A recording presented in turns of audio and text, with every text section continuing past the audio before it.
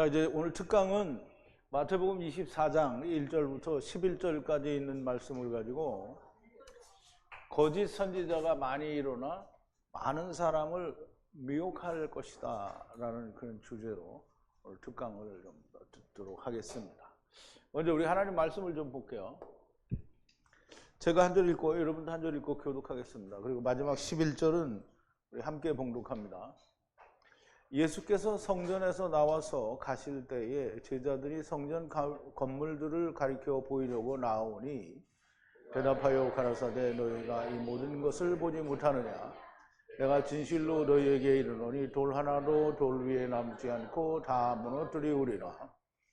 예수께서 감람산 위에 앉으셨을 때에 제자들이 종용이 와서 가로되 우리에게 이르소서 어느 때 이런 일이 있겠사오며 또 주의 임하심과 세상 끝에는 무슨 징조가 있사오리이까? 예수께서 대답하여 가라사대 너희가 사람의 미혹을 받지 않도록 주의하라. 많은 사람이 내 이름으로 와서 이르되 나는 그리스도라 하여 많은 사람을 미혹해 하리라. 난리와 난리 소문을 듣겠으나 너희는 삼가 두려워 말라. 이런 일이 있어야 하되 끝은 아직 아니니라.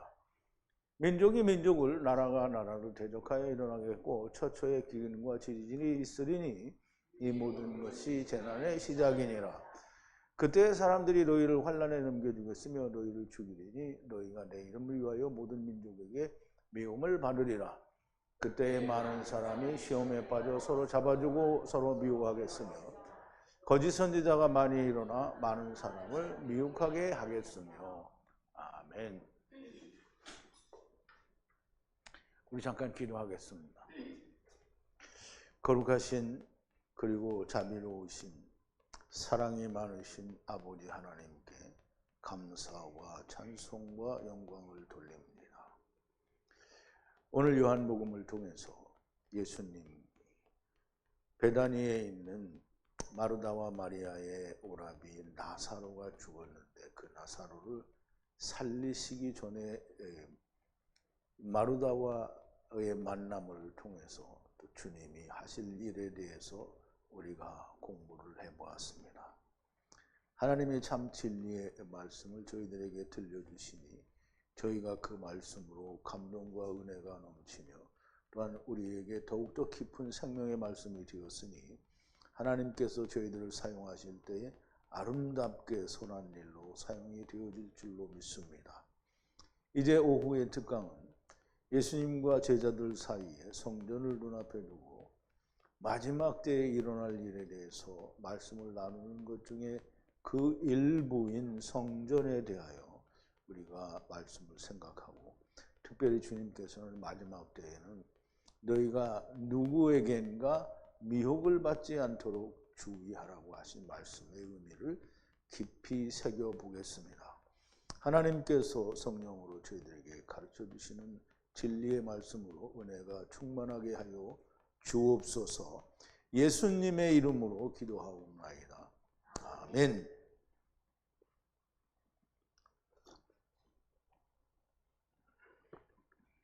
자, 이제 거짓 선지자가 많이 일어나 많은 사람을 미혹하게 한다. 오늘 본문 말씀의 마지막 절이기도 한데요. 이제 저는 이 강해를 하면서 여러분들이 거짓 선지자가 과연 누구를 두고 하는 말인지 여러분들이 하나님 말씀 안에서 거짓 선지자는 누구다라고 하는 정의를 좀 내릴 수 있으면 좋을 것 같아요. 그냥 우리가 교회 세상에서 말하는 대로 정통이 아니면 다 거짓 선지자다 이렇게 이해를 하시지 말고 성경이 말하는 거짓 선지자는 과연 누군가라는 그런 말을 좀 이해를 하고 정의를 내릴 수 있어야 됩니다. 먼저 지난 시간에 나눴던 얘기들을 조금만 좀 살펴볼게요. 예수님이 유대인들이 자기들의 조상 때에 살았더라면 조상이 그 선지자들이 죽는 일에 우리가 동참하지 않았을 거다 이런 얘기를 하니까 주님은 너희가 바로 그 선지자를 죽인 자들의 후손임을 스스로 고백한 것이 아니냐. 그러니까 너희의 조상의 양을 너희가 채우라. 굉장히 무서운 말이라고 했죠. 피를 채우라. 반역을 채우라. 이런 말이에요. 아주 무서운 말입니다.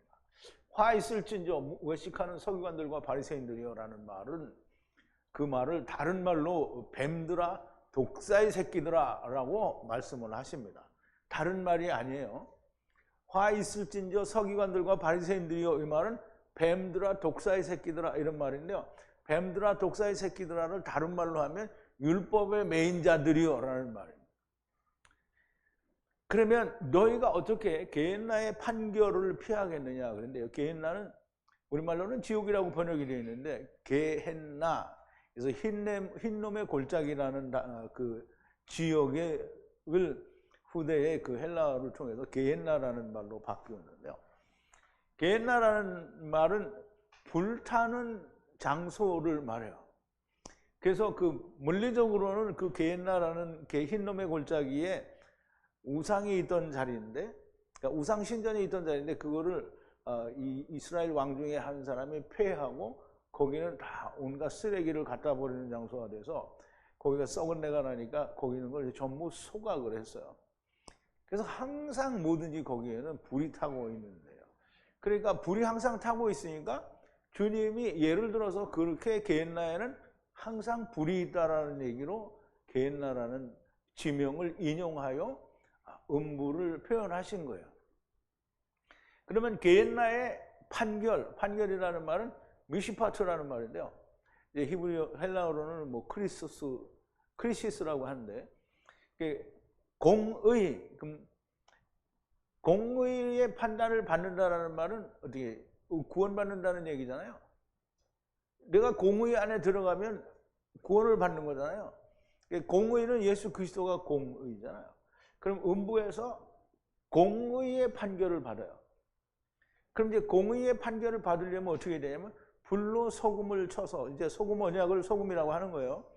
소금 언약을 불로 쳐서, 그럼 성령으로 소금 언약을 다 풀어 헤치면 어떻게 돼요? 예수 그리스도가 나오겠죠? 그러면 공의를 받는 거예요. 그래서 공의를 피하겠느냐? 음부에 가면 이렇게 공의를 깨닫게 된다라는 얘기를 하는 거예요. 그러니까 우리는 생각할 때 게헨나의 공의를, 심판을 피하겠느냐, 그러니까 가서 막 치도곤이 나고 거기서 막 죽을 똥을 싸는 고생을 해야 되는 줄로 알고 있는데 그게 아니죠. 율법을 가진 자에게는 게헨나로 보내줘야만 되고요. 거기로 갈 수밖에 없고요. 공의가 있게 되는 거죠. 그곳에 가서 확실한 공의를 알게 되는 거예요. 예수님이 유대인들이 어떻게 할 것에 대하여 말씀하십니다. 사실 우리가 이 땅에 있을 때 공의 안에 들어가는 게 좋겠어요? 음부에 가서 들어가는 게 좋겠어요? 어떤 사람은 음부에 가서 들어가는 것도 괜찮다고 생각하는 사람이 꼭 있을란가 모르겠는데, 그렇게 원하면 그때 가서 가면 됩니다. 지금 들어가는 게 훨씬 좋죠. 주님이 지금 이제 예수님의 얘기는, 예수님은 여러분들이 이걸 잘 이해를 해야 돼요. 예수님이 안 보이는데 앞에 일어날 일을 예수님이 미루어 짐작으로 추측해서 마치는 게 아니에요. 하느님은, 그러니까 하느님과 예수님은 하나죠. 하느님이 보시면 그 보신 것이 바로 주님께 와요. 똑같이 동시에 오는 거예요. 그러면 하느님은 하늘에서 물질 세계를 다 한목에 보시는 거예요. 처음이건 나중이건 다 한목에 보신 거예요. 하나님이 보신 걸 주님이 이야기하는 거예요. 그러므로 주님이 말씀하신 거는 하느님이 보신 걸 이야기하는 것이기 때문에 무슨 점쟁이들처럼 맞추거나 미루어 추측하는 게 아니에요. 당신께서 보신 걸 이야기하는 거예요. 그러면 예수님은 유대인들이 어떻게 할 것인지를 보신 거예요. 그래서 그걸 말씀하신 거예요. 주님이 선지자와 지혜 있는 자와 서기관들을 보내요. 선지자와 지혜 있는 자와 그리고 이 사람들을 보낸다는 말이죠. 주님이, 하나님이 보내는 거예요. 근데 하나님이 보내면 사람들이 어떻게 한다고 했어요? 우리가 이 포도원의 포도원을 농부에게 맡기고 간 그 예화에서 배웠잖아요. 선지자들 보내니까 다 죽이고 나중에 아들을 보내니까 아들을 죽이고, 지금 그렇게 죽이는 거잖아요. 보내면 너희가 그 중에 더러는 죽이고 십자가에 못 박고, 그 중에 이거는 그때가 아니라 예수님이 돌아가시고 난 뒤에 선지자들을 보내요.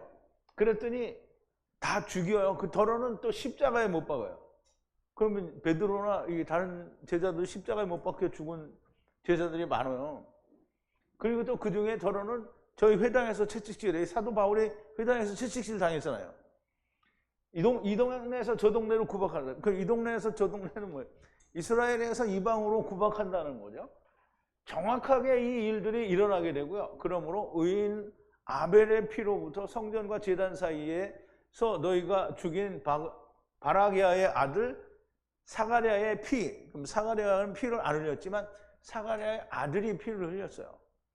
그럼 이제 예수님이 하나님의 아들이잖아요. 하나님이 아들이 피를 흘렸어요. 사도행전에 뭐라고 말하냐면 하나님이 자기의 피로 사신 교회를 치게 하였다. 그러면 사가랴의 피는 사가랴의 아들의 피예요. 우리 그렇게 이해할 수 있어요. 아, 나는 안 되겠다. 나는 못 하겠다. 하기 싫으면 그만두세요. 절대로 나 강요하는 게 아니에요. 지금 하나님의 예를 들어서 제가 얘기했잖아요. 사가랴의 피도 사가랴의 아들 침례 요한의 피를 말하는 거예요. 그게 제단의 끝에 있는 거예요. 그럼 성전이 오기 전에 있다라는 말이에요. 그러면 제단과 제단의 끝, 성전 사이잖아요. 사가랴의 피까지가 이제 너희들에게 다 돌아갈 것이라는 말을 하는 거죠. 이 모든 것이 이 세대에게 돌아갈 것이라고 하는데 이 세대는 주님이 메시아 왕국을 위해 오실 때까지를 말하는 거예요. 예루살렘아 예루살렘아 선지자를 죽이고 내게 파송된 자들을 돌로 치는 자여 내가 너희 자녀를 모으려 한 일이 몇 번이더냐. 암탉이의 병아리를 품은 것처럼 내가 너희를 품으려고 한 적이 몇 번이더냐라고 하죠. 그러나 너희가 원치 아니하여도다. 이게 너무 명확하죠. 이스라엘이 원치 않았어요. 너희의 집이 너희 광야에 버림받으리라. 그러면 이스라엘이라는 나라가 광야에 버림받는 거예요. 세상은 광야죠. 말씀이 없는 세상에 버림받는 거예요. 지금부터 주의 이름으로 오시는 이여 오셔서 축복하소서. 이스라엘이 주의 이름으로 오시는 이여라고 이야기할 때 근데 이스라엘은 지금도 주의 이름으로 오시는 이여 안 하죠. 주님 하나님 여호와 하나님 전해왔던 우리 메시아 아니니까 새로 보내주세요 지금 그러는 거잖아요. 주의 이름으로 오시는 이여 오셔서 축복하소서라고 할 때까지 주님을 볼 수가 없으리라고 하시는 거고요. 마귀도 없고 온전하게 메시아를 영접하는 메시아 왕국이 올 때까지 주님을 볼 수가 없을 것이라는 말씀이에요. 주님을 못 봐요. 율법의 매인 자들, 율법을 지켜 의로와 지르는 모든 자들은 주님을 메시아 왕국 천년왕국 때까지 볼 수가 없어요. 그럼 천년왕국 때까지 못 보면 어디에 가는 거예요? 다 음부에 가는 거죠. 자, 이제 마태복음 24장 1절인데요. 24장은 굉장히 중요한 장입니다. 왜냐하면 마지막 때의 일을 설명하고 있고 또 24장에는 보면 멸망에 가증한 것 다니엘이 말한 바 멸망에 가증한 것이 거룩한 곳에 선 것을 보거든 이라는 아주 해석하기에 어려운 정말 모든 교회가 알지 못하는 그런 해석이 있습니다. 너무 중요합니다. 그래서 반드시 꼭 잘 들으시고 물론 오늘 멸망에 가증한 것은 오늘 안 나와요. 그냥 내일 나옵니다. 그러니까 오늘 오셨는데 내일 못 오시는 분은 집에서 그냥 이어폰 꽂고 그냥 정말 열심히 들어야 돼요. 근데 집에서 듣는 거를 내가 좋아해요? 안 좋아해요? 안 좋아해요. 안 좋아해요. 할 수 없는 분은 할 수 없는 거예요. 할 수 없는 분들. 자, 이제 예수께서 성전에서 나와서 가실 때에 제자들이 성전 건물을 가리켜 보이려고 나오니 그럼 이제 우리가 좀 이 말을 이해를 해야 돼요. 예수님하고 예수님의 그 제자들이 마태복음 23장에는 서기관들과 바리새인들은 막 엄청 막 망해먹을 거다. 니네들은 다 저주받았다. 그 욕만 디리디리 해대고 지금 이제 나오시는 거예요. 성전에서 나왔어요. 나와서 이제 제자들과 함께 가실 때에 나와서는 가려고 하는데 제자들이 딱 예수님 앞에 서가지고 성전을 이제 보이려고 하는 거예요. 막 성전이 막 그때까지도 46년 동안 이제 말로 증축이 되고 있는 거거든요. 근데 그것을 이제 헤롯 성전이라고 하는데 원래 솔로몬이 지은 처음 성전을 솔로몬 성전이라고 하고요. 그 다음에 이제 포로로 잡혀가가지고 예루살렘 성전이 방치가 됐잖아요. 그러니까 그 방치가 되니까 이게 성전이 회파가 된 거예요. 그러니까 포로로 가 있던 사람들이 그 말을 들으니까 막 이제 하나님 앞에 막 죄스럽고, 그러니까 하나님께 기도하고, 그러다가 이제 그 당시 포로 그 바벨론 왕인 아닥사스다 왕한테 이제 청하죠. 우리가 성전이 이렇게 휘파됐으니까 그걸 좀 고치게 해달라. 그래서 가서 그걸 고친 성전을 스룹바벨 성전이라고 하는 거예요. 근데 그것이 쭉 이어 내려오다가 또 이제 예수님 오실 때쯤 해가지고 한 46년 전서부터 이게 헤롯 임금이 유대인들의 환심을 사기 위해서 자기는 로마의 총독이 됐거든요. 그러니까 유대 나라의 왕인데 그 로마의 승인을 받아서 왕이 된 거예요. 완전히 식민지거든요. 그리고 거기 총독은 또 따로 있어요. 근데 이 헤롯이 자기는 유대인들의 왕이 됐는데 유대인들이 자기를 잘 안 따르거든요. 그러니까 환심을 사기 위해서 성전을 증축을 하는 거예요. 그걸 46년 동안 했어요. 근데 그 전에서부터 해오고 있었겠죠. 그러니까 이제 그 헤롯, 그래서 그 이름을 헤롯 성전이라고 하는데요. 그 헤롯이 증축하기 시작을 했고요. 그 뒤에도 오랜 시간이 지나서 완공이 됐어요. 근데 완공이 되자마자 어떻게 해요? 또 무너지게 되죠. 자, 이제 성전에서 나와서 그 성전을 보이려고 하는 거예요. 그런데 예수님의 입장과 제자들의 입장이 조금 차이가 있는데요. 제자들은 완전히 사람의 마음이죠. 막 성전이 엄청 웅장하잖아요. 이제 지금 다 무너진 그 통곡의 벽만 남아있는 그 벽을 보더라도, 그 전에 제가 특강 강의를 할 때 그 사진을 이렇게 보여준 게 있잖아요. 막 그 사진이 통곡의 벽인데 엄청 크거든요.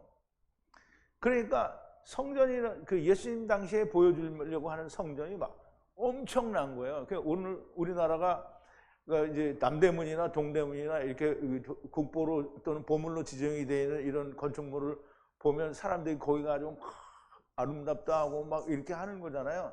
똑같은 거예요. 제자들도 그걸 보이려고 싶은 거예요. 근데 주님의 마음은 그게 아니죠. 왜냐하면 얘네들이 좀 알았으면 좋겠는데 지금 보여주려고 하니까 지금 이제 책망을 하시는 거예요. 자, 이제 예수님께서 그 성전에서 이제 이 율법주의자들을 다 신랄하게 비판을 하고 나왔어요. 그래서 가는 거예요. 어디로 가는지 가는 거예요. 성전으로부터 나가는데, 그리고 주님의 제자들이 주님께 가까이 와요. 와서 그리고 보여주려고 하는 거예요. 주님께 뭘 보여주려고 하면 건축의 외모를 보여주려고 하는 거예요. 성전 건축의 외모를 보여주려고 하는 거예요. 그러니까 제자들 생각에는 주님, 이 성전이 이렇게 거대하고 웅장하고 이 하나님이 계신 아름다운 곳입니다, 이렇게 말을 하고 싶었던 거죠. 그랬더니 글쎄요, 예수님과 제자들이 성전에서 나와서 성전으로부터 할라크, 나아간다라는 말이에요. 할라크 하려 할 때 제자들이 예수님께 성전의 웅장함을 보이고 싶었던 것인데요. 사람들은 크면 다 좋은 걸로 생각해요. 그래서 제가 그전에도 얘기했죠. 어떤 나무가, 진짜 거대한 나무가 쓰러졌는데 그 나무를 치울 수도 없고 이러니까 그 스님인가 누군가가 그거를 다 큰 통나무 자체를 그 묵주인가 그 천주교는 묵주라고 하고 또 이 불교에서는 뭐 염주라고 그러나요? 염주라고 막 이만한 걸 막 크게 만들었어요. 그 사람들이 그걸 만들어 놓은 걸 보고, 야, 이건 뭐 크니까 여기 신통력이 있을 거라는 거예요. 사람들은 막 되게 큰 걸 좋아해요. 그래서 사람들은 크고 웅장한 것을 보면 무슨 신령함이 거기에 있을 것이라고 생각하는데, 그런데 주님이 성전을 청소하신 일이 있죠. 성전 정화를 했단 말이에요. 장사하는 사람을 다 내쫓고 그런 일이 있고요. 또 요한복음 2장에 보면 너희가 이 성전을 헐라 내가 3일 동안에 세우리라 라고 하셨어요. 주님은 제자들의 행동이 마땅치가 않은 거예요. 분명히 주님의 생각에는 주님이 기대하는 게 있잖아요. 유대인들이 이제 예수님이 임마누엘 하나님으로 오셨으니까 이제 이 사람들이 그림자 성전을 무너지고 주님이 참 성전으로 오셨으니까 이것은 이제 필요가 없어질 거다라고 하는 걸 알았으면 좋겠는 거예요. 그런데 모르니까 얘기를 하는 거죠. 그래서 말씀하시는 거예요. 2절이죠. 그런데 예수께서 가라사대, 보이려고 하니까 제자들에게 너희가 이 모든 것을 보지 못하느냐? 이 참 엄청난 얘기가 거기 다 들어있는 거예요. 내가 진실로 하라고 진실로 너희에게 이르노니 돌 하나도 돌 위에 남지 않고 무너뜨리우리라. 이 무너뜨린다라는 말은 해방된다는 뜻인데 물리적으로는 다 부서져 없어진다는 뜻도 있어요. 그런데 근본적인 뜻은 해방시킨다는 뜻이에요. 한번 원문을 우리가 보죠. 대답하여 가라사대. 예수님이 이제 제자들이 그렇게 보이려고 하니까 말씀하여 가라사대라는데요. 그런데 예수께서 말씀하여 그들에게 말씀하여 가라사대 보지 못하느냐? 모든 것, 이 모든 것을 보지 못하느냐? 진실로 말하노니 누구에게? 너희에게 진실로 말하노니 버려지지. 여기에 버려지지. 이 앞힘에는 떠난다라는 말이군요. 그러면 떠난다라는 말은 거기에 버려두고 떠나는 거예요. 그런데 버려두지 않는다라는 거예요. 돌 위에 남지 않고 버려진다라는 말이에요. 파괴된다. 이게 해방된다라는 뜻인데요. 파괴될 것인 것을 네가 알지 못하느냐 이런 뜻이에요. 그러면 주님의 생각은 제가 말씀을 드린 것처럼 이제 율법의 시대가 지나고 예수님이 왔다라는 말은 하나님의 아들이 오셨다라는 거예요. 또 성전이 오셨다라는 말이고 6월절 어린 양이 이제 세상의 죄를 지고 가는 하나님의 어린 양으로 오셨다라는 얘기를 하는 거잖아요. 근데 그거를 이제 예수님을 만나서 같이 다니는데 그 의도를 모르는 거는 주님의 생각에서는 좀 안타까운 거죠. 그래서 너희가 이 성전을 헐라 내가 3일 동안에 일으키리라 이런 말씀을 하셨어요. 요한복음 2장 19절에 보니까 예수님께서 대답하여 가라사대 너희가 이 성전을 헐라. 이건 우리 요한복음 2장에서 공부했잖아요. 그죠?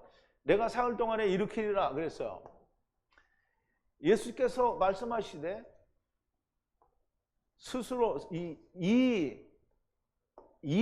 성전을 풀어 해방하라 그들에게 말을 했어요. 유대인들에게 너희가 이 성전을 헐라, 우리말로는 헐라인데 사실은 디스트로이라고 영어로 번역을 했지만 해방시킨다는 뜻이에요. 율법에 있는 걸 해방시키는 거예요. 놓아주라는 거예요. 풀어주라는 거예요. 세 날 안에 내가 높이리라. 성전을 이제 높인다는 거예요. 그림자 성전을 없애고 참 성전을 드러낸다는 말이죠. 자, 이제 다른 복음서에는 너희가 이 성전을 헐라 내가 3일 동안에 일으키리라 라는 기록을 한 다른 복음서는 없어요. 근데 복음서 대신에 복음서에서 이제 사도 요한은 이렇게 기록을 했지만 다른 복음서에는 없는 것은 사도 요한이 보니까 이것을 기록하는 것이 옳다라고 생각을 한 거예요. 그래서 분명히 기록을 하는 건데요.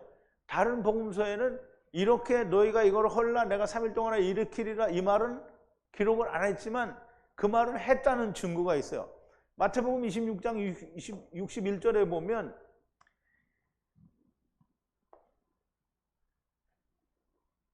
그런데 그 끝에 마지막에 왔어요. 누가 오냐면 두 거짓 증언자가 왔어요. 그가 말하되 이것을 알게 한다는 거예요. 뭘 알게 하냐면 이 사람이 이 말을 했다는 거죠. 할 수 있다라는 거예요. 성전을 헐고 하나님의 성전을 헐고 그리고 3일 동안에 그들을 다시 세운다는 거예요. 거짓 증언자가 얘기하는데 거짓 증언자라도 주님이 하신 말을 그대로 옮긴 거예요.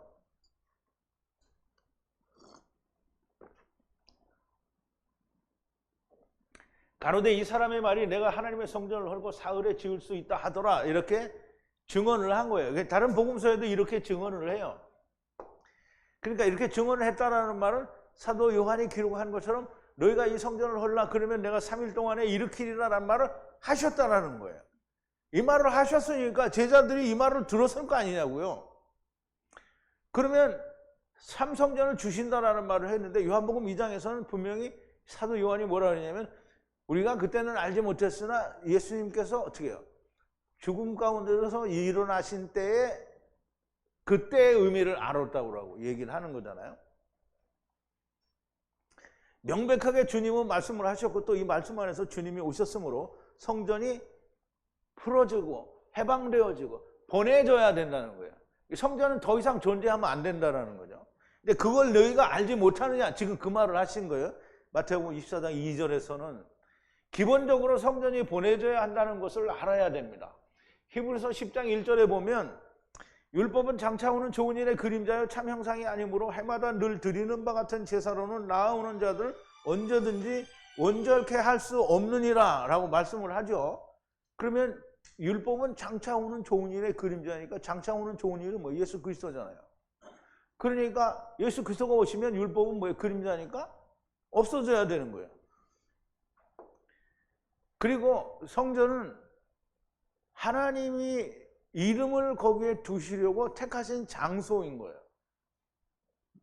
그래서 우리 신명기 12장 5절에 보면 오직 너희 하나님 여호와께서 자기 이름을 두시려고 너희 모든 지파 중에서 택하신 곳인 그 거하실 곳으로 찾아 나아가서 그랬어요. 그러면 이제 하나님의 이름을 두신 곳이니까 어디? 그게 성막이죠.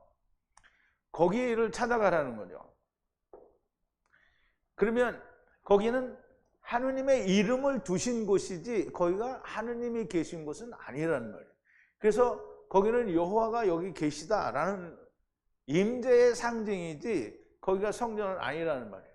이런 것은 먹고 마시는 것과 여러 가지 씻는 것과 함께 육체의 예법만 되어 개혁할 때까지 맡겨둔 것이라. 이게 히브리서 9장 10절에 이 10장을 그대로 가져다 놓은 거예요. 그러니까 이렇게 기록이 되어 있단 말이에요. 율법은 개혁하기 올 때까지는 예법만 된 거라는 거예요. 예법만. 자, 율법에 의한 성전은 임마누엘 하나님이 오실 때까지만 존재하게 되는 것이고요. 율법에 의한 성전이란 하나님께서 친히 오실 것이라는 약속을 말해요. 그래서 이사야서 7장 14절에 보면 하느님이 그래서 두 번이죠. 주셔요. 누가? 아도나이가 주시는데 그 아도나이가 누구냐면 후예요. 후가 주시는데 뭘 주시느냐 하면 징조를 주시는데요. 처녀가 보라 렉한 표적을 주시는데 보라 처녀가 임신을 하여 아들을 낳는 것을 줄 거다라는 거예요. 그럼 그 아들의 이름을 뭐라고 부르냐면 이름을 부르라는 거예요. 뭐라고? 임마누엘이라는 말이에요. 그래서 예수님이 오시게 되면 그 이름을 뭐라고 하는 거예요? 임마누엘이라 하라는 거예요. 임마누엘.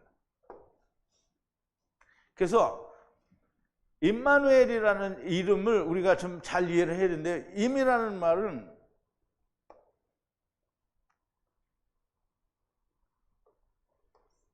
임, 뭐뭐과 함께라는 말이에요. 함께. 임마누엘, 누는 세상이에요. 세상. 물고기들이 있는 세상을 말하는 거예요. 그러면 엘은 하나님이에요. 하나님이 물고기들이 있는 세상에 함께 계신다라는 거예요. 하나님께서 세상에 우리와 함께 계시다라는 뜻이고요. 하느님이 세상에 오신 분이 그분이 예수님인 거예요. 그러니까 예수님이 참 성전이신 거예요.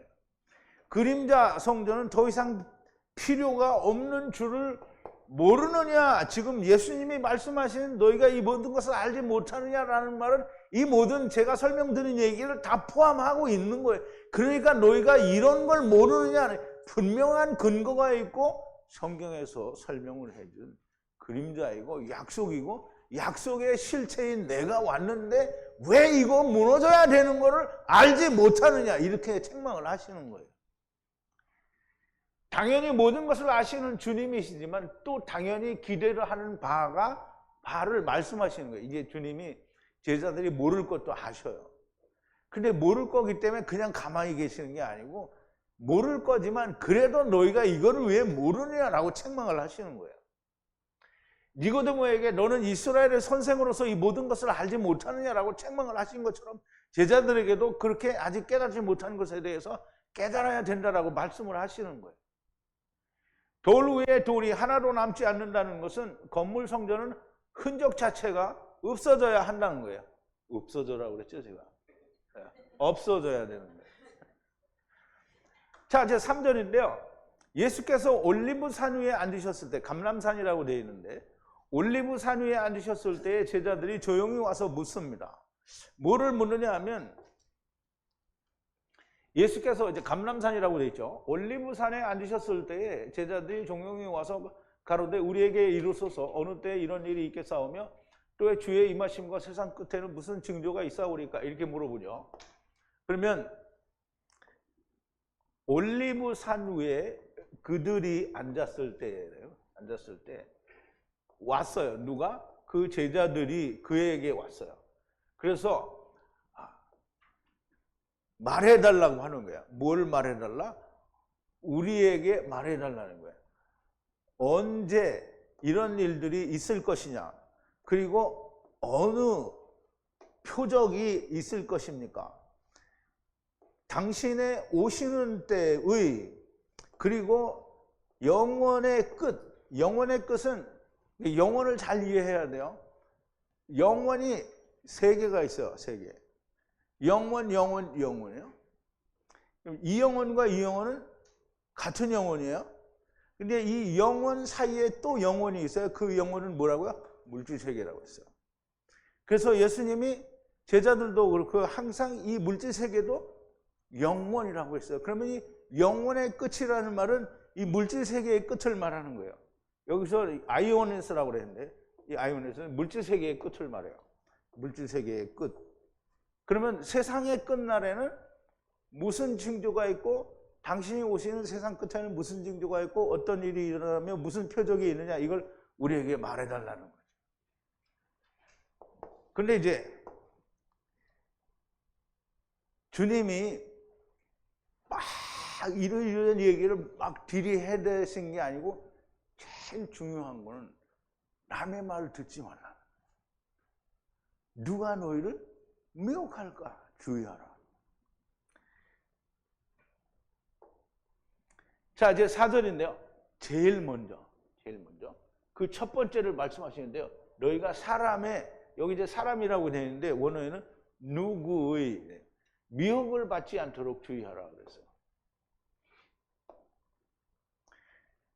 그리고 그 예수님께서 대답하시기를 그들에게 말하는데 주의하라는 거예요. 본다라는 뜻은 그냥 이렇게 보라는 게 아니고 주의하여 보라는 거예요. 뭐를? 누군가가 너를 플라메오라고 그랬죠. 속이는지 미혹하는지를 주의하여 보라는 거예요.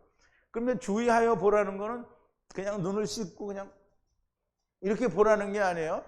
말씀에 의지하여 과연 이게 하나님의 말씀인지 아닌지를 주의하여 보라는 거예요. 그냥 눈가를 이렇게 콱 뒤집어 가서 이렇게 보고 있으면 보여요? 안 보여요? 안 보여요. 돋보기 쓰고 봐도 안 보여. 하나님의 말씀을 알아야 보여요. 여러분은 보여요? 안 보여요? 확실히 보이죠? 자, 이제 보세요. 미혹한다, 속이다. 진리가 아닌 것을 진리인 것처럼 보이게 하는 게 플라메오, 속이는 거예요. 그리고 결국은 진리가 아닌 거죠. 진리가 아닌데 진리인 것처럼 보이게 속이는 거예요. 그러면 그게 진리예요? 아니에요? 아니에요. 그럼 내가 의인이 아닌데 의인인 것처럼 보이게 하면 내가 의예요? 아니에요? 아니죠. 자, 이제 그러면 진리인지 아닌지를 어떻게 아느냐? 주님이 말씀하신 것과 다르면 진리가 아닌 거예요. 그러니까 이제 보세요. 성경이 이렇게 히브리어 원어랑 헬라어 원어로 되어 있잖아요. 근데 이걸 통째로 버리고 신학이라는 걸 연구해서 하나님의 말씀을 설파해요. 그럼 이거 거짓이에요? 진짜예요? 하나님 말씀을 버렸잖아요. 그리고 신학적으로 옳지가 않대. 그럼 하나님 말씀이 옳아요? 신학이 맞아요? 하나님 말씀이 옳아요. 근데 이걸 버렸으니까 이거는 뭐예요? 진리가 아닌 거예요. 자, 이제 주님이 하신 말씀과 달라요. 그래서 주님이 하신 말씀이 이해가 안 되면 신학은 뭐라고 하냐면 뭐라고 그래요? 난해다. 난해 구절이래. 해석이 안 된다는 거예요. 신학적으로 검증이 안 됐다. 신학적으로 검증이 안 됐다. 이 말은 난해다. 이게 해석이 안 된다는 거예요. 자, 이제 주님이 하신 말씀과 다르면 진리가 아니고요, 미혹하려는 것이고요, 외식하게 만드는 거예요. 속에는 탐욕과 더러움이 가득한데 깨끗한 것처럼 보이게 만드는 거예요. 그러니까 막 교회를 막 새벽에도 열심히 가고, 뭐 수요 예배, 한국에는 공식적인 그 예배가 그거잖아요. 그러니까 일요일까지 해서 새벽에 다 모이죠. 그러면 이제 일요일에는, 토요일, 일요일에는 목사들이 안 하고 전도사나 다른 사람들이 해요. 장로가 하기도 하고. 그럼 이제 그렇게 일주일 내내 새벽에 모이죠. 그럼 이제 수요일 날 공식적으로 또 모이죠. 그 다음에 금요일 날 철야 있죠. 그 다음에 일요일 날 낮 예배, 저녁 예배, 찬양 예배 있단 말이에요. 그러면 막 이렇게 다 모이는데 이 사람들이 모여서 시시때때로 그냥 열심히 모여서 기도도 하고 막 교제도 하고 막 이렇게, 그러면 다른 사람들이 볼 때 어떻게 보여요? 아, 이 신실하다 이렇게 보이죠. 신실해요, 안 신실해요? 그러니까 겉에는 깨끗해 보이는데 속에는 더럽고 탐욕과 더러움이 가득하다라는 거예요. 자, 이제 보세요. 주님이 이야기하시는 게 내가 하는 얘기가 아니에요. 많은 사람이 내 이름으로 와서 이르되 나는 그리스도라 하여 많은 사람을 미혹해 하리라 그랬어요. 자, 이제 5절인데요. 많은 사람이 와요. 어떻게 오냐면 나의 이름 위에 와요. 주님의 이름 위에 와요. 그리고 자기가 그리스도다 말하는 거예요. 왜냐하면 내가 그리스도 안에 있다, 그리스도는 내 안에 있다, 이게 이 얘기를 하는 거예요. 그리고 많은 사람을 속여요. 많은 사람이 와서 내가 그리스도다라고 하면서 다른 사람을 속인다는 거예요. 그러면 이게 무엇이냐면 자기 안에는 그리스도가 없는데 내가 그리스도다라고 하고 말을 한다는 거예요. 실제로는 없어요. 그런데 그렇게 한다는 거예요. 그럼 이제 보세요. 그리스도가 아닌데 그리스도라고 하고요. 하느님의 말씀이 아닌데 하나님 말씀이라고 하고, 빛이 아닌데 빛이라고 해요. 그리고 영이 살지 않았는데 영이 살았다고 해요. 이거 다 누가 하는 거예요? 예? 거짓 선지자가 하는 거예요. 이 거짓 선지자가 누가 하는지 잘 봐야 돼요. 교회 다니는 사람들이 자기 어머니나 누가 교회 열심히 다녀 죽었어요. 그러면 다 뭐라 그래요? 목사 석권 모든 사람들이 다 뭐라 그래요? 소천하셨다. 이러면 어디 천국 갔다는 얘기잖아요. 하나님이 불을 쏟자 불러서 가셨다라는 거예요. 근데 천국 갔어요, 안 갔어요? 그러면 누가 거짓 선지자예요? 교회 다니는 사람들이 다 거짓 선지자인 거예요. 여러분 잘 생각해야 돼요. 교회 다니는 사람들이 참 선지자 절대 아닙니다. 교회가 된 사람이 아니고요, 다니는 사람은 모두가 다 소천했다라고 말합니다. 그런데 우리는, 주님이 우리 안에 있는 사람들은 우리가 다 누가 죽었어요? 그러면 어디 갔다 그래요? 음부 아니면 아브라함 품에 갔다 그래요. 우리 천국 갔다는 얘기 안 한다는 말이에요. 그런데 천국 갔다고 말을 하면 뭐예요? 다 가짜라는 거예요. 근데 천국 간다고 하면 그렇게 말하고 또 믿어요. 사람들도 믿어요. 왜 믿어요? 미혹됐기 때문에 믿어요. 그러면 미혹돼서 그렇게 믿은 사람이 진짜 미혹된 대로 아브라함 품이나 진짜 하나님 품으로 가면 좋겠지만, 부자, 곧 율법으로 의로운 자로 미혹된 사람이 어디를 갔어요? 음부에 갔죠? 자기들은 아니라고 하지만 다 자기가 우긴다고 되는 것은 아닙니다. 사람들이 무엇이라고 하는가? 주여 주여 주여 주의 이름으로 내가 선지자 노릇도 하고 귀신도 쫓아내고 큰 권능도 행하지 아니하였나이까. 주의 이름으로 선지자 노릇을 했어요. 귀신도 쫓아냈어요. 그러면 귀신을 쫓았다는 건 뭐야? 악한 영을 내보내고 하나님의 영이 들어왔다는 거잖아요. 그리고 큰 권능을 행했다. 권능이 뭐라 그랬죠? 차바라 그랬죠. 그러면 악한 영이 나가고 성령이 들어와서 내가 많은 영들을 살렸다라고 얘기를 하는 거예요. 누가? 사람들이 그렇게 얘기하는 거예요. 주여 주의 이름으로 선지자 노릇도 하고 귀신도 쫓아내고 큰 권능도 행하지 아니하였나이까. 우리가 그렇게 하지 아니하였나이까. 여기서 큰 권능을 행하였다는 것은 차발을 찾아 보냈다는 거예요. 자기가 차발을 찾아서 어디로 보냈어요? 하나님께 보냈다는 거예요. 그래서 소천했다라고 말을 하는 거예요. 정말 많은 사람, 교회 다니는 사람들은 천국 같다라고 믿어요. 왜? 미혹을 했으니까. 그런데 주님이 뭐라고 하시는가? 불법을 행하는 자들아 내게서 떠나가라. 나는 너희를 도무지 모른다라고 해요. 불법을 행한다는 말은 뭐예요? 율법을 어겼다는 거예요. 율법을 어기지 않으려면 어떻게 해야 돼요? 율법의 요구는 뭐다? 사망이다. 그러면 율법을 잘 지키면 뭐가 되는 거예요? 사망이 와야 돼요. 그런데 율법을 지켜서 자기가 의로워지고 살아났으면 뭐예요? 불법을 행한 거예요. 그러면 불법을 행하는 자들아 내게서 떠나가라. 나는 너희를 도무지 모른다라고 하시는데 주님이 모르시면 어디로 가겠어요? 이 사람들이 다 어디로 가는가? 음부, 곧 부자가 한 곳으로 가고요. 나는 믿으니까, 나는 절대 아니야. 나는 믿으니까 믿습니다. 믿으니까 자기가 믿는 것은 아무것도 아닌 거예요. 천국에 내가 이게 사람들이 오해를 하는 게 그거예요. 하나님의 나라는 주인이 누구예요? 그러면 하나님의 나라로 들어갔는데 누구 허락을 맡아야 돼요? 그런데 하나님이 오라고 안 했는데 나는 아버지 내가 믿습니다. 내가 믿으면 가요? 내가 안 믿어도 하나님이 너는 오니라 이렇게 해야 가는 거예요. 근데 하나님이 오니라 그러는데 안 믿는 사람이 어디 있어요? 안 믿죠. 교회 다니는 사람도 안 믿어요. 하나님이 오너라 이렇게 해도 안 믿어요. 유대인들이 오너라 했는데 안 믿었잖아요.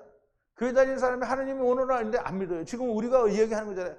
하나님이 이 사람의 입을 통해서 지금 이야기하는 거야. 오너라. 그러니까 아니요 당신은 이단이야 이러고 하고 있는 거잖아요. 예수님이 유대인들에게 오너라 그래서 유대인들이 뭐라 했어요? 너는 이단이야. 그래서 어떻게 해서 죽였잖아요. 그러니까 오늘 교회 다니는 사람들이 다 뭐예요? 유대인들하고 똑같은 거예요. 안 믿어요. 오너라고 했는데 안 와요. 그러면 내가 믿으니까 간다. 천국은 내가 믿어서 가는 게 아니고요. 하느님이 문을 열어줘야 가는 거예요. 하느님이 문을 누구에게 열어준다고요? 예수님의 말을 들은 자에게. 그러니까 내가 교회 다니니까 하나님이 열어주는 게 아니고요. 주님의 음성을 듣는 자가 하나님의 그 문을 열어주는 거예요. 누구의 말씀대로 간다고요? 천국의 주인이신 주님의 말씀대로 가는 것이지 내 마음대로가 아닌 거예요. 내가 믿는다고 되는 게 아니라는 거예요. 미혹을 받지 않도록 주의하여 보라는 겁니다. 주님은 주의하여 보라고 하시는데 주의하여 보는 인간이 아무도 없어요. 모두 다 자기 마음에 원하는 대로 보고 믿어요. 그러면 하느님의 좀 더 하고요. 난리와 난리 소문을 듣겠으나 너희는 삼가 두려워 말라. 이런 일이 있어야 하되 아직 끝은 아니니라. 난리와 난리는 이제 전쟁과 전쟁을 말하는데요. 자, 이제 전쟁의 싸움을 듣게 될 것이고요. 또 그리고 싸움을 또 들어요. 그러니까 보라 말라. 두려워 말라는 거예요. 말라는 아니다라고 했는데요. 말라는 거예요. 두려워 말라. 모든 것을 위해서 이런 일이 일어나야 되는 건데 이루어져야 하지만 두려워 말라는 거예요. 아직 끝은 아니라는 거예요. 난리와 난리의 소문을 듣겠다. 이게 난리는 싸움인데요.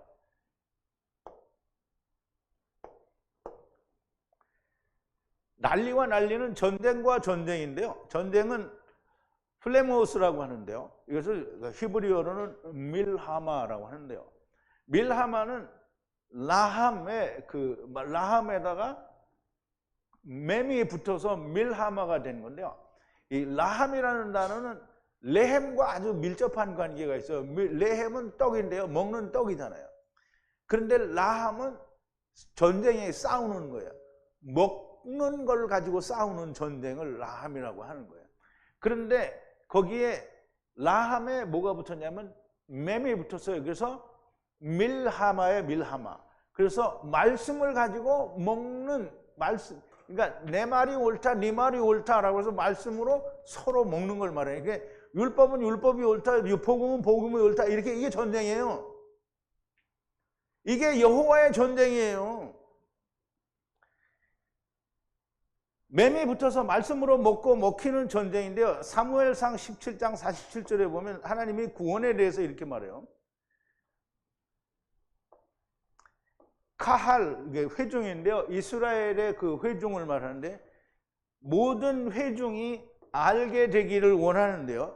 처음과 나중에 모든 총회에 여호와의 구원이 뭐예요? 이게 여호와 야샤.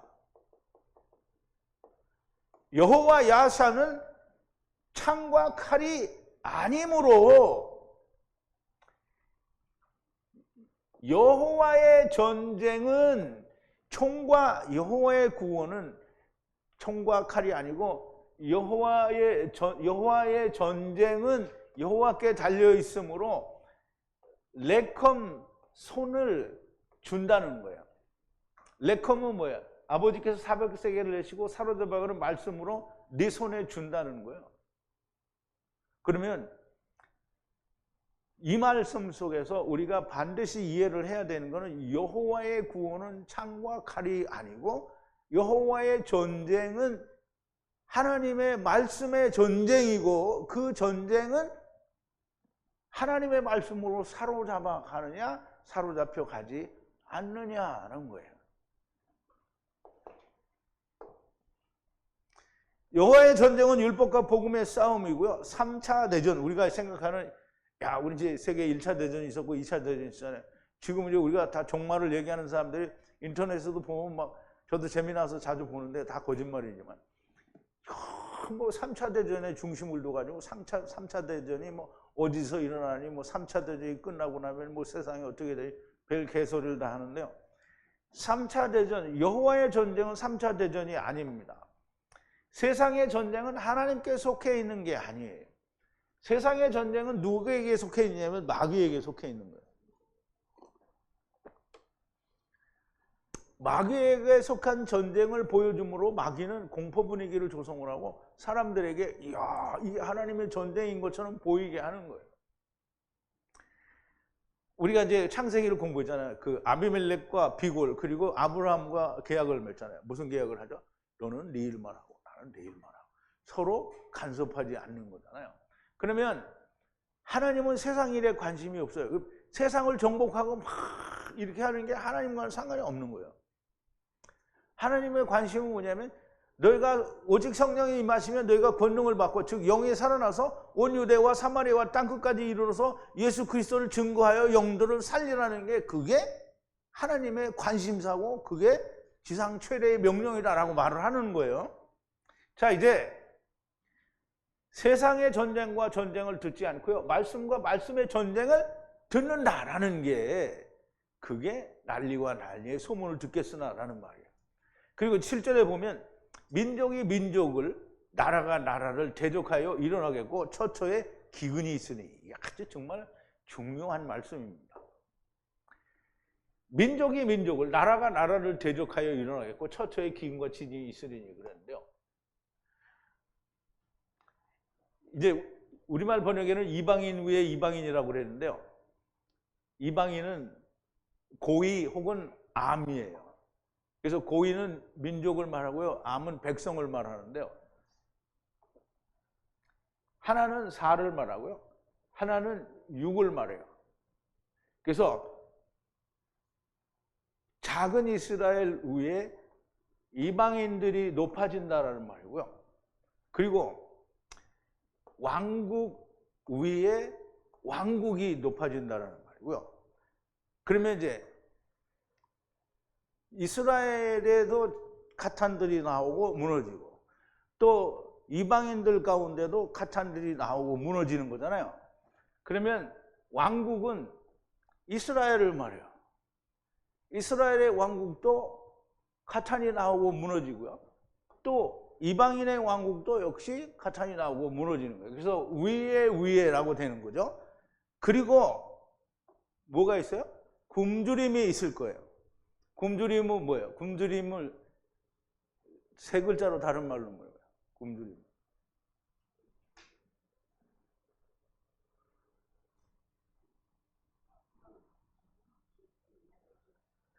마르니. 뚱땡이는 굶주림이 아니죠. 굶주림은 마르니. 그러면 이제 마르니가 있다는 말은 뚱땡이도 있다는 거잖아요. 그죠?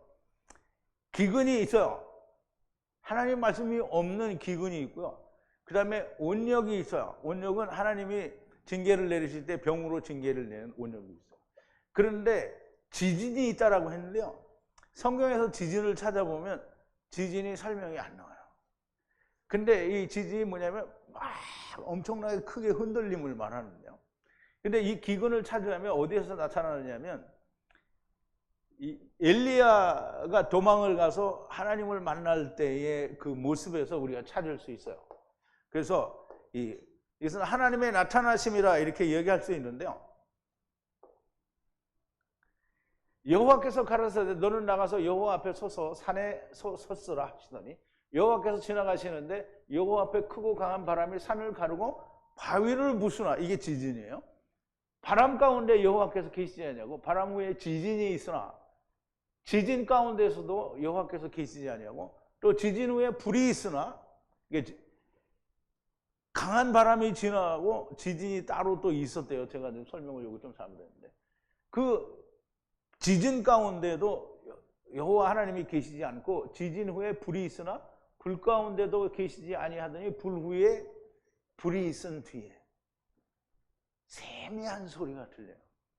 그래서 보세요. 후에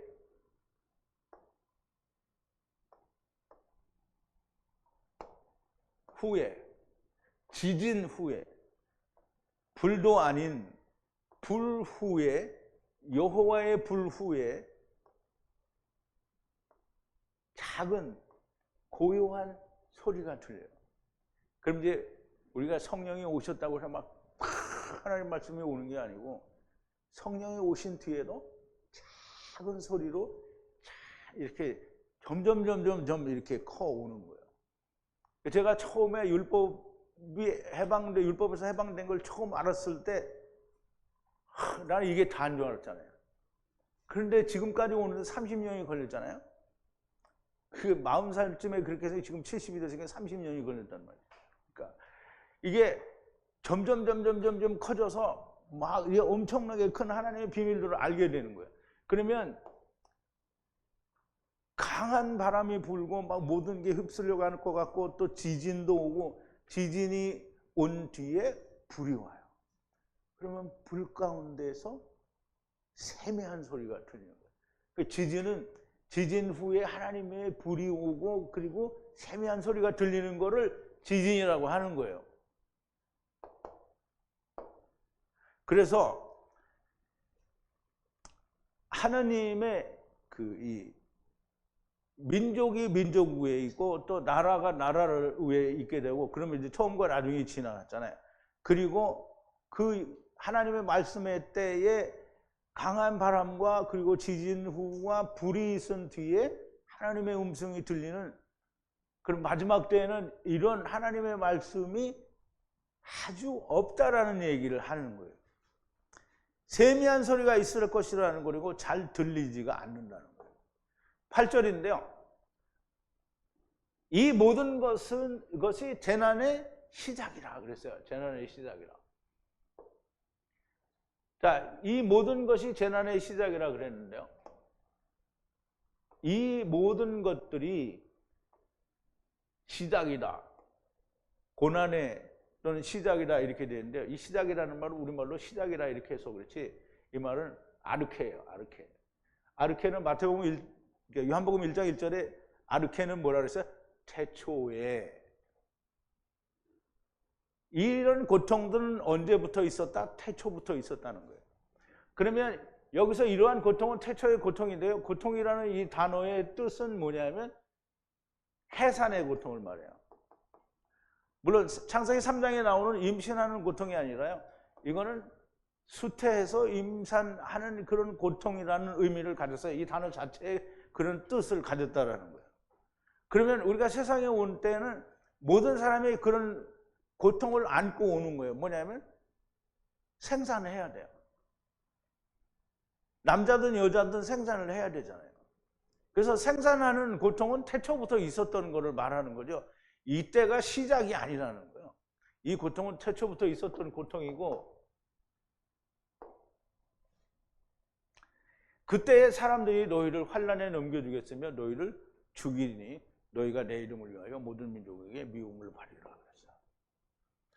그때 사람들이 너희를 환난에 넘겨주겠으며 너희를 죽이니 너희가 내 이름을 위하여 모든 민족에게 미움을 받으리라. 이게 이제 보세요. 우리는 이제 세계의 기독교 역사나 대한민국의 기독교 역사를 보면서 이야기하면 이 말이 안 맞아요. 절대 안 맞아요. 천주교회, 중세시대의 천주교회 때 성경을 보면 어떻게 했어요? 다 죽였죠. 화형시켰어요. 너희를 환난에 넘겨주겠으며, 하나님 말씀 듣는 사람 환난에 넘겨주겠죠. 그리고 그들은 너희를 다 죽이리니 그랬어요. 그러면 오늘날도 교회 다니는 사람들은 교회 열심히 잘 다니면 아무 문제가 없어요. 근데 이렇게 진리의 말씀을 들고 이것만이 하나님의 말씀이다 이렇게 말하면 온 세상의 미움을 다 받아요. 그리고 그것도 누구의 이름을 위해서 미움을 받아요? 주님의 이름을 위해서. 교회 다니는 사람들이 주님의 이름으로 미움을 받아요? 안 받아요?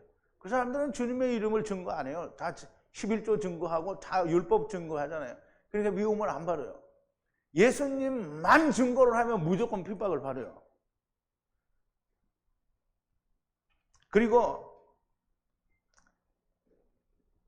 너희들을 죽이고, 그리고 너희들을 모든 이방인들에 의해서 너희가 나의 이름을 위하여 이방인들을 위해서 미움을 받게 된다는 거예요.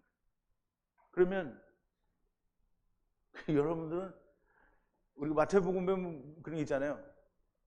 너희가 핍박을 받으면 어떻게 해요? 기뻐하라고 그랬죠? 여러분이 지금 핍박을 받잖아요? 기뻐해야 되는 거예요. 그냥 교회 다니니까 교회 다니는 사람 핍박 안 받아요. 교회 다니는 사람 누구 어디에 핍박을 받아? 자기 부모한테는 핍박을 하는지 모르죠. 자기네 부모는 불교인데 너 교회 나가냐 그러고 핍박을 하지. 그건 핍박이 아니에요. 그 예수님의 이름을 위하여 핍박을 받는 게 아니에요.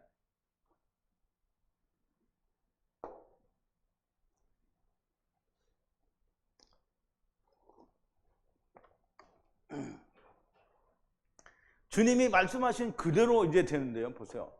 마태복음 23장 8절 아니 23장 34절인데요.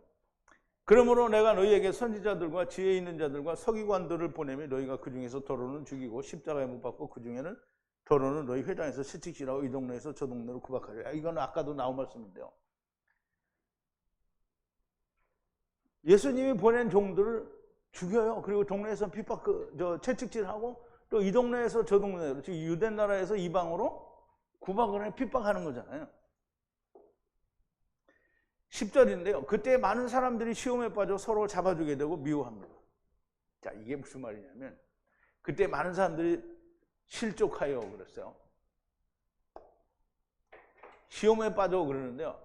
많은 사람이 실족하여 이미 무너진 사람들을 말하는 거예요. 죽음 가운데 있는 사람들이 실족하여 서로 자기 걸 넘겨줘요. 서로에게. 서로 넘겨줘요. 이건 무슨 감옥에 넘겨준다는 게 아니고 서로 자기 게 옳다고 넘겨주는 거예요. 그리고 받지 않으면 서로 미워해요. 그러니까 이제 신천지가 막 줘요. 안 받으니까 신천지를 서로 미워하고 신천지는 또 교회를 미워하고. 근데 이제 우리가 막 줘요. 근데 안 받아. 근데 우리는 그 사람도 안 받아도 미워해요? 안 해요? 미워 안 해요. 근데 그 사람도 우리가 막 주면 우리를 미워해요. 왜냐하면 세상으로부터 우리는 미움을 받게 돼 있어. 우리는 안 그렇지만 서로 주고 서로 안 받으면 미워하는 거예요. 이게 사람들이 실족하여 시험에 빠졌다는 말은 실족했다는 말인데, 실족했다는 것은 하나님을 떠난 상태에 있는 거예요. 그리고 사람들이 서로 미혹되어 실족하여 자기 것이 옳다고 하고 안 받으면 미워하는 거예요. 오늘 우리가 살고 있는 이 시대를 그대로 말씀하시는 거고요. 그러므로 항상 말세 곧 마지막 때요. 거짓 선지자가 많이 나타나게 되고요. 거짓 선지자가 많이 일어나 많은 사람을 미혹하겠으며 그랬어요. 거짓 선지자가 많이 일어나 많은 사람을 미혹하게 하겠으며 그랬는데요. 거짓 선지자, 하나냐 같은 사람이 거짓 선지자예요. 근데 그 사람들이 많이 난대요, 많이. 근데 이건 보통 많이가 아니라 정말 많이에요, 정말 많이. 카탄들은 그냥 어느 정도 이렇게 알 만큼 많이인데 여기는 정말 많이에요. 정말 알 수가 없을 정도로 많은 거예요. 거짓 선지자가 일어났다라는 말인데요. 거짓 선지자가 많이 나타났다는 말이에요. 그리고 미혹하는 거예요. 혼란하고 하는 거죠. 누구를? 많은 사람을 미혹을 하는 거예요. 그럼 이제 우리가 여기서 아까 제가 처음에 말씀드린 대로 거짓 선지자가 과연 누구냐라는 걸 정의를 내릴 수가 있어야 돼요. 거짓 선지자는 누구인가? 정통 기독교단은 하나님의 선지자고 그 외의 사람들은 거짓 선지자인가? 만약에 이렇게 잣대를 가지고 정해버리면 정말 맞지가 않는 거예요. 근데 정통이 하나님의 선지자인데 왜 성경을 버리고 말을 하냐고. 그래서 우리가 정확하게 거짓 선지자와 참 선지자를 구분할 수 있는 것은 한 가지밖에 없어요. 정확한 잣대는 하나님의 말씀이 있는 사람이 하나님의 선지자고요. 하나님의 말씀이 없는 사람이 거짓 선지자인 거예요. 그러면 하나님의 말씀이 있다라는 말은 내 안에 주님이 있고 내가 주님 안에 있는 자가 하나님의 말씀이 있는 자예요. 내가 주님을 열심히 믿는 건 하나님의 선지자가 아니에요. 하나님의 말씀이 없는 사람이 거짓 선지자고요. 하나님께서 하나님의 법을 어디에 둔다고 했느냐 하면 하나님의 법을 내가 너의 마음의 생각에 기록한다라고 했어요. 마음의 생각에 기록한다고 하셨고요. 하나님의 법을 마음과 생각에 기록하신다라고 했어요. 그러면 우리가 이제 종이 쪽에나 아니면 돌판에 쓰는 거는 분명히 쓸 수가 있잖아요. 거기 써 있잖아요. 근데 마음에 기록한다라고 하는 건 마음에 어떻게 기록을 해요? 심장을 쫙 꺼내가지고 거기다가 착착착착착 다 쓰고 다시 탁 집어넣어요?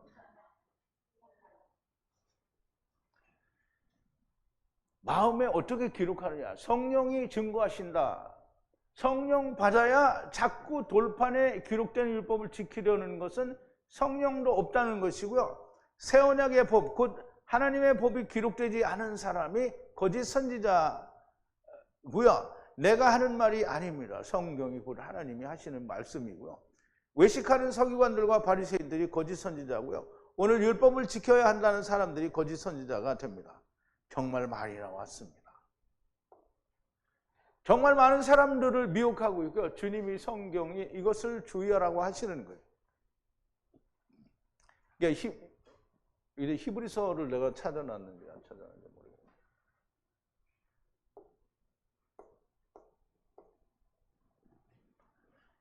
모르겠어요. 예레미야 31장에 보면 내가 새 언약의 법을 저들의 마음과 생각에 기록하고 다시는 여호와를 알라 하지 아니하리니 이는 저희가 어린아이부터 어른까지 다 여호와를 알미라 그랬거든요. 그러면 하나님의 법이 우리 안에 기록이 되려면 그냥 기록이 안 돼요. 성령님이 오셔야 기록이 되는 거예요. 그러므로 하나님의 법이 내게 성령으로 기록이 되어 있으면 자꾸 돌비에 기록된 율법을 안 가져와요. 하나님의 법이 기록이 된 사람은 옛 것과 새 것을 꺼내서 맞추어서 설명하는 선국의 제자된 서기관들이 참 선지자. 그런데 돌비에 새겨져 있는 율법을 자꾸 꺼내오는 것은 이룬 것은 꺼내오지 않고 약속만 꺼내오는 거잖아요. 그리고 약속을 꺼내다가는 결과는 돈으로 100배, 60배, 30배로 준다고 하니까 안 맞잖아요. 그러니까 성령이 없으면 돌비를 자꾸 꺼내오는 건 성령이 없다는 얘기고 마음에 하나님의 법이 기록이 되지 않았다는 거예요. 그러면 마음에 하나님의 법이 기록되지 않은 사람은 거짓 선지자라는 거예요. 그러면 우리가 결론적으로 얘기할 수 있는 게 뭐냐면 율법을 지켜서 의로워진다라고 말을 하는 사람들은 또는 율법으로 자기를 의롭게 하려고 하는 모든 사람들은 다 거짓 선지자인 거예요. 그 사람들이 미혹을 하는데 누구를 미혹을 하냐면 하나님을 믿으려는 사람을 미혹을 하는 거예요.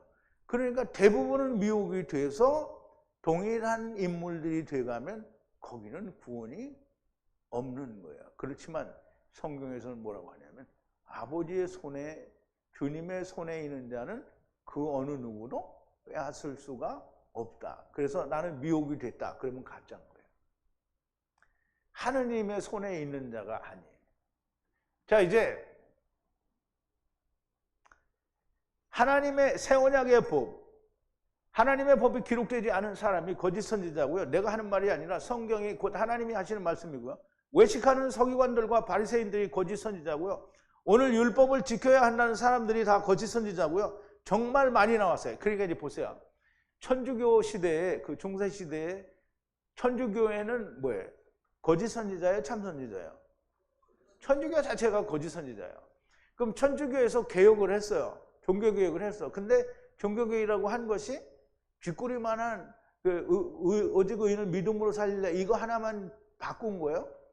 그러면 완전히 개혁이 됐어요? 안 됐어요? 안 됐어요. 그럼 천주교나 개신교나 둘 다 똑같이 뭐예요? 율법을 얘기하는 거잖아요. 그러면 거짓 선지자예요. 그러면 하나님의 말씀을 가진 자는 누구예요? 제자들과 사도 바울과 초대교회 시절에 한 기원 후 200년 가까이에 살던 우리의 믿음의 조상들 가운데는 그렇게 있겠지만 그 이후에는 사실 이 기독교가 아니라 천주교가 로마의 국교가 된 이후에는 아예 다 뭐 100% 거짓 선지자인 거예요. 그러면 중세시대 천주교가 거짓 선지자 아니다라고 말할 수 있는 사람은 아무도 없어요. 그렇기 때문에 기독교, 개신교는 거짓 선지자 아니다 그런데 똑같아요. 하나도 다르지 않아요. 그러면 개신교는 다르면 왜 천주교하고 야합을 해요? 그러면 대한민국의 대형교회 목사들은 전부 가서 교황한테 아련하고 왔어요. 저기 제일 큰 교회도 갔다 왔고요. 무슨 교회도 갔다 왔고 하여간 다 갔다 왔어요. 가서 교황 만나고 다 아련하고 악수하고 거기서 다 친구 돼가지고 온 거란 말이에요. 그러면 이제 정말 많은 사람들이 그러니까 거짓 선지자가 많이 일어났다는 말은 카탄이 많이 나왔다 이 말이 아니고요. 거짓 선지자가 많이 일어난 전부가 다 거짓 선지자들이라는 말이 되는 거예요. 왜냐하면 처음부터 다 세상에 온 자체가 거짓이잖아요. 반역죄잖아요. 그래서 반역에서 돌아선 적이 없는데 자기는 돌아섰다라고 말을 하는 거예요. 주님이 성경에 이것을 주의하라고 하시는 거예요. 그러니까 여러분들은 주의를 잘 해서 여기에 온 거예요. 주의를 잘 하라는 거예요. 살펴보라는 거예요. 이놈이 진짜인지 가짜인지. 주여 주여 하는 자마다 다 천국에 들어갈 것이 아니라 아까 나온 얘기 다시 하는 거예요. 하늘에 계신 내 아버지 뜻대로 하는 자라야 들어간다라고 하시는데요. 그날에 많은 사람들이 주여 우리가 주의 이름으로 선지자 노릇도 하고 귀신도 쫓아내고 큰 차바도를 내가 살렸는데요 라고 이제 얘기를 하잖아요. 그래서 주님이 말씀하셔요. 나는 너희를 도무지 알지 못하니 불법을 행하는 자들아 내게서 떠나가라 하시는데요. 불법이란 법을 어기는 자를 말하는데요. 율법을 어기지 않는 자, 지키는 자는 뭐냐면 율법으로 뭘 만나요? 매달려야 되는 거를, 죽어야 되는 거를 만나는 사람이 율법을 지키는 거예요. 율법이 없는 곳에는